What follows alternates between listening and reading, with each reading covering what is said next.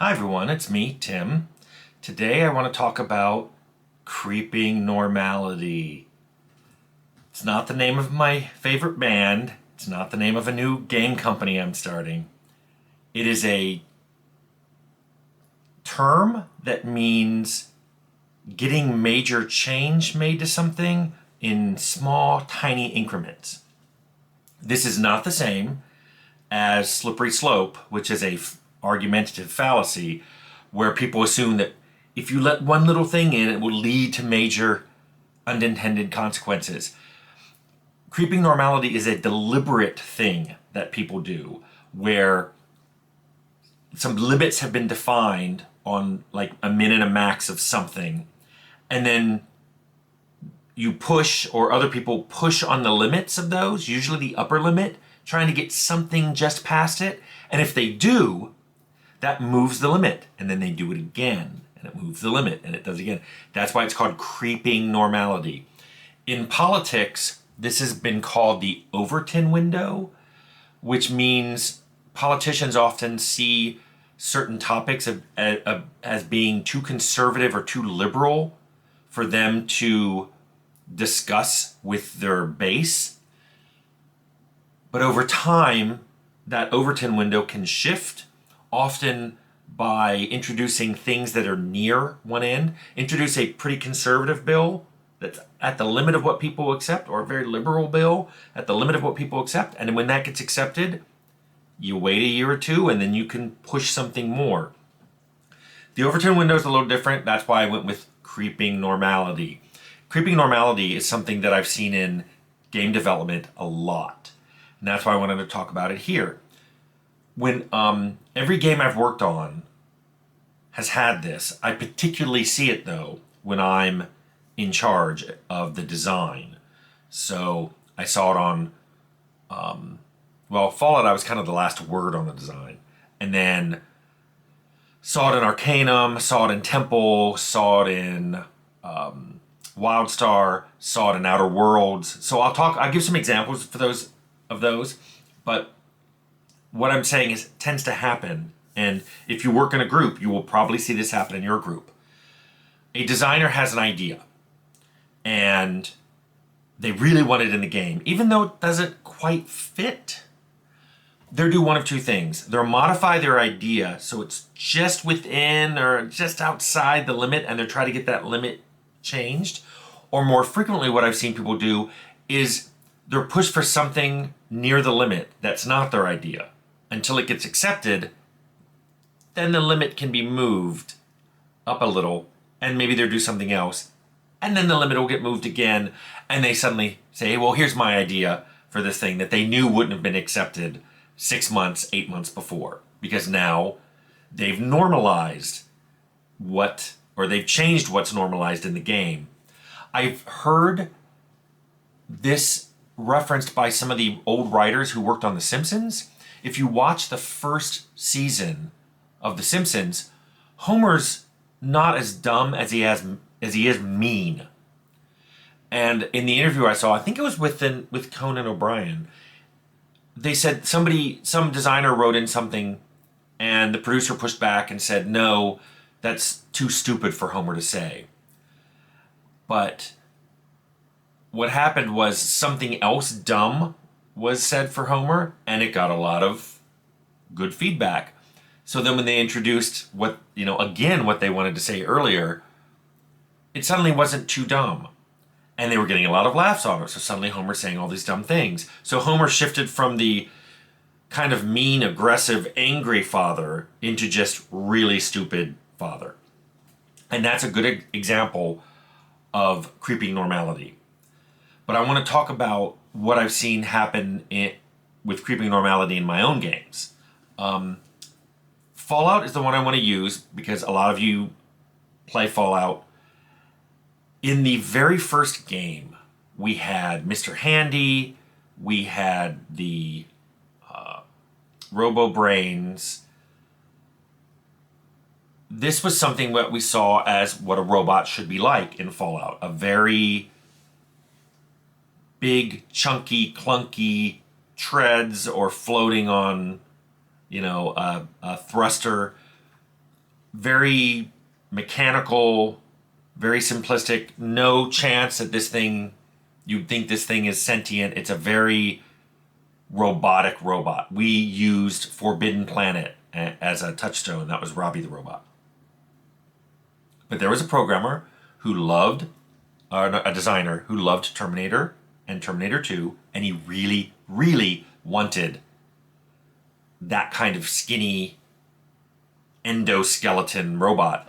And he kept trying to introduce it, and we kept pushing back, and I finally had to tell him, no, that is not Fallout. It doesn't fit the Fallout aesthetic.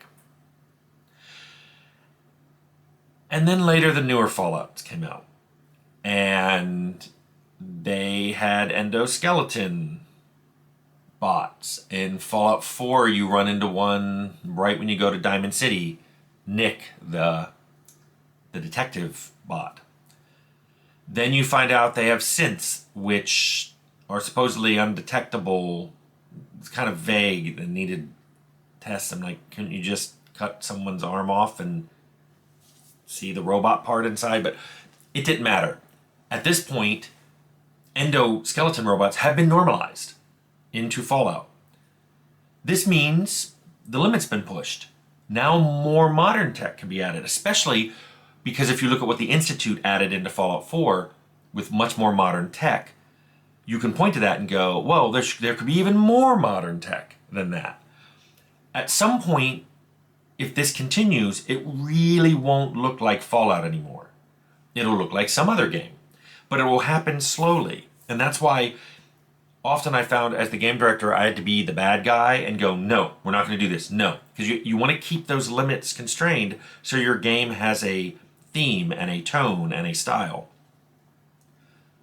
A perfect example of this, and I'm glad I already talked about the design doc for Arcanum 2. That design doc was an amalgam of several designers wanting to make a sequel for Arcanum 2. And I mentioned that there was an ore that was supposed to be the goal of Arcanum 2. The original goal was find Franklin Payne, but then it turns out, hey, there's this crazy ore underground that you can use to combine magic and tech into one item. I never liked that. I argued against it back then. I said, this tension between magic and tech is the whole point. It's the whole crux of Arcanum. We talked about how it's like a Lord of the Rings 14th century vaguely fantasy campaign that has been thrust into an industrial age, and the fact that magic and tech do not combine is what makes it interesting. You have elves that are like very anti-tech, and you have dwarves that are like, we love tech, but we're going to keep it to ourselves, and then you have humans who want to spread both everywhere. It was an interesting tension, and I thought that ore undermined it. But what worse, and I didn't have the terminology then, was introducing that ore as a form of creeping normality. Once that ore gets introduced, now you can have a gun that can be magicked, or maybe the bullets can be magical, shot from the gun. You can have spells that maybe duplicate technology or work with technology. You can make technological enhancers that you can put on your hands that make your spells do more. To me, I was like, ooh, we're gonna change the nature of what made Arcanum special and unique. So that was a huge concern of mine. Bloodlines had something similar. When I came on board 2 years after it had started, it was on the tail end of wanting to put Kane, the original vampire, in addition to this Kane, into the game. And because Kane is supposedly like super powerful and always there working in the background, at one point we were going to make it obvious that Kane was involved in the events of Bloodlines. We pulled back from that, thankfully, because I think that not only makes the player agency seem less involved, but putting Kane in there as one of the most historical and most powerful figures kind of shifts now what can be in, a vampire computer game, Vampire Masquerade computer game. Are you going to start putting some of the elder, vampires in? Are you going to put in the, what are they called? The Nephilim, or whatever the old really old things are. It basically starts pushing the nature of the game away from here's a player character vampire who's just trying to figure his way among the clans. It makes the issues too big and too broad and changes the nature of what the game is. Interestingly, I wish I had known about creeping normality, because when I was at WildStar, I could never get a read on what people wanted to do. When I was a programming director, it seemed like anything went.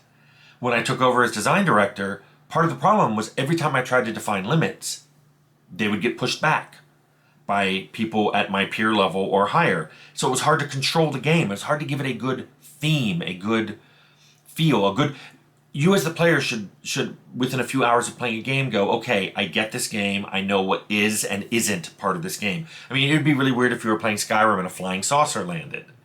It would be weird, to be playing, a Deus Ex, and suddenly people start casting magic. It's good to have limits. It's good to have defined limits in games.